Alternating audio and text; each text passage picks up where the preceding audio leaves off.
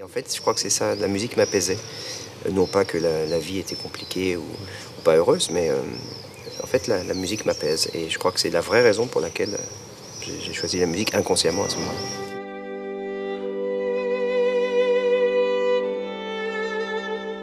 Renaud Capuçon, violoniste, français. Je crois que j'ai aimé en fait plus la musique que le violon. Le violon, c'était mon instrument de départ. Et j'écoutais des opéras, je me souviens, au casque. J'avais un grand casque de mon père. Je passais des après-midi entières à écouter de la musique. J'étais dans une classe de méthodes actives. Une dame jouait du piano et on était plusieurs gamins à chanter. Et puis ma mère a demandé, mes parents qui n'étaient pas du tout musiciens, a demandé à cette dame pianiste, on aimerait faire commencer l'instrument à notre fils, qu'est-ce que vous nous conseillez? Et cette dame a réfléchi une demi-seconde, elle a dit écoutez, il a l'oreille absolue, donc faites-lui faire du violon. Voilà, comme grâce à cette dame, qui s'appelle Madame Perrache, je joue du violon. Le petit gamin qui découvre le violon, il est passionné. Très tôt, c'est une volonté d'en faire mon métier. Quand j'ai 7 ou 8 ans, je dis à l'école, au lieu de dire, avant je disais que je voulais être violoniste l'été et skieur l'hiver, et à 8 ans, je dis que je voulais vraiment être violoniste. Pas faire ce métier si on n'est pas passionné. Quand je vois des gamins on voit ça tout de suite chez un jeune qui a la passion ou qui fait ça juste parce que c'est un plaisir momentané. Ma vie, elle est faite de rencontres. Je dirais que c'est d'abord des rencontres, des gens qui m'ont tendu la main. Et des rencontres déterminantes, des chefs d'orchestre, des professeurs d'abord bien sûr, ensuite des instrumentistes, des gens qui m'ont aidé, des gens qui m'ont fait confiance tôt. C'est un travail qui est permanent et le jour où vous arrêtez de travailler, ça s'entend immédiatement. Alors ce violon, c'est une très belle histoire parce qu'en fait, une banque, était la banque suisse-italienne, qui a disparu entre-temps. Le patron de cette banque, il y a une quinzaine d'années, m'a dit que cette banque voulait acheter un instrument pour moi et me le mettre à disposition. Et puis il a insisté en disant mais qu'est-ce qui serait mieux que Stradivarius? Et moi c'est vrai que j'avais un rêve, c'était Guarnarius. Mais encore fallait-il trouver celui qui me convienne. On a cherché pendant plusieurs mois et puis mon petit Pierre Martel un jour m'a appelé en me disant écoute, on a appris que le violon de Isaac Stern allait être en vente, le vicomte de Panette. Et là ça a été une rencontre coup de foudre, vraiment comme quand vous rencontrez un être humain, homme ou femme, et que vous savez que ça va être un ami pour la vie ou votre conjoint pour la vie. J'ai fait quelques notes sur cet instrument et il y a eu une évidence.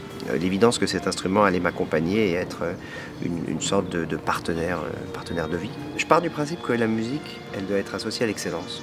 Et qu'on ne peut pas... la démagogie qui consiste à dire la musique c'est pour tous et on peut faire n'importe quoi, j'y crois pas. Je pense que la musique elle est pour tous, oui absolument. Mais c'est comme si on veut faire écouter une pièce de théâtre, entendre une pièce de théâtre à quelqu'un, ou si on veut lui parler de littérature, il faut que ça soit fait intelligemment.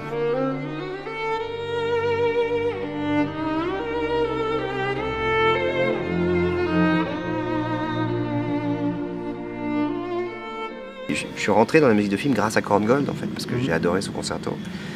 Korngold qui était ce grand compositeur autrichien qui a fui le nazisme et qui est parti à Los Angeles, qui du coup pour survivre a commencé à écrire de la musique de film et qui est devenu, et qui a quasiment inventé avec quelques autres, Rocha et Herman et d'autres, qui ont inventé la musique de film. C'est-à-dire que ce sont des grands compositeurs qui ont écrit pour le film. J'ai découvert et je continue à découvrir des musiques absolument incroyables. Et si effectivement ça permet à un plus grand nombre d'accéder au classique, et je me rends compte à certains concerts, des publics qui ne sont pas les publics qui viennent m'écouter d'habitude, qui viennent me voir et disent « Ah, on a adoré vos 10 musiques de film, mais le concert que je viens de donner, c'était un concert avec des sonates de Brahms, et ils sont venus m'écouter. » Alors là, c'est gagné. Si on est un musicien, on doit être capable de jouer Bach, Shostakovich, Nino Rota et du Sapin. C'est la même musique, c'est de la musique. Voilà. Moi, je fonctionne par période dans ma vie, à diverses périodes. Par exemple, j'ai enregistré les concertos de Bartók il y a 3 ans et je ne les ai pas joués pendant très longtemps. J'ai attendu avant de les jouer parce que j'avais l'impression qu'il fallait que je mûrisse, que je sois... C'est une chose que chacun peut percevoir. Certaines personnes enregistrent les sonates et partitas de Bach à 20 ans. Et moi, j'ai 43, je ne l'ai toujours pas fait. Et j'attends, je repousse le moment parce que pour moi, c'est comme un Himalaya. C'est quelque chose non pas qui m'effraie, mais qui m'intimide énormément. Et j'ai tellement de respect pour ce compositeur que j'attends encore un peu. J'apprends chaque année des nouvelles pièces. Je joue énormément de musique d'aujourd'hui, beaucoup de créations. Et je fonctionne au coup de cœur, aux rencontres. Tous les compositeurs à qui j'ai commandé des œuvres sont des compositeurs que j'admire, avec qui j'ai envie de passer du temps aussi. On ne peut pas commander une œuvre à quelqu'un qu'on ne connaît pas. Le niveau est incroyable aujourd'hui. Je trouve que les jeunes sont de tous les instruments, il y a un niveau technique qui augmente. Je trouve que parfois il manque un peu d'identité sonore, il manque un peu d'imagination, mais c'est la génération Wikipédia, donc c'est une autre façon aussi de voir et d'être curieux sur les choses. Et je ne veux pas parler comme un vieux ringard. Mais par contre, il y a des grands talents. Une de mes élèves, Raphaël Moreau, je trouve absolument merveilleuse, elle a toutes les qualités pour vraiment se développer et faire quelque chose et nous impressionner. Elle est la violon solo du Gustav Mahler, là où j'étais il y a 20 ans. Et elle se développe vraiment bien. Oui, si j'ai quelqu'un en qui j'ai vraiment confiance, je veux dire c'est elle. Renaud Capuçon, merci. Merci.